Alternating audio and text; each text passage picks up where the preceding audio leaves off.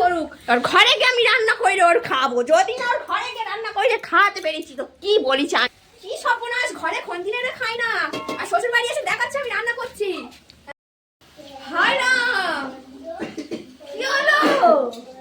তুমি রান্না করছো আর তুমি এখানে বসে বসে খাচ্ছো, আর একটা জামাই মানুষ সে কিনা রান্না করছে, আমার মাও এখানে দাঁড়িয়ে আছে। হায় রাম, আমার বৌদি, আমার মা নয় রুটি করছে, আমার বৌদি একেবারে খাচ্ছে আর তুমি রান্না করছো। কি সর্বনাশ, ঘরে খন্তি নেড়ে খাই না, আর শ্বশুর বাড়ি এসে দেখাচ্ছে আমি রান্না করছি। হ্যাঁ, আমার তো বললো বৌদি তোমার কিছু করতাম না। ও বললো বলে তুমি একেবারে উঠে পাত্তাকারি গুইরে নে তুমি বসে পড়লে। আমার চাউমিন এনে দিল। সর্বনাশ, এই তুমি তো কোনোদিন ঘরে চাউমিন আনতে বললে আনে না, বৌদির জন্য চাউমিন এনেছে, আবার বসে বসে মাংস রান্না করতে। গো চলো, কি গো রুটি কি ভেজা তোমার বললে তুমি শুনতে পাও না? শ্বশুর বাড়ি এসে রান্না করা তুমি দেখাচ্ছ।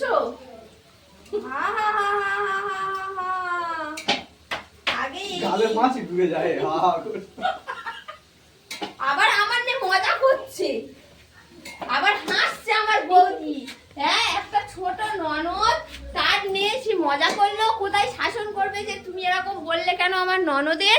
আবার এই আমার নিয়ে হাসছে, আমার বৌদি হাসছে, আর এও তো মজা করতে একেবারে খুব শিখে গেছে, খুব মজাবাজ হয়ে গেছে একেবারে।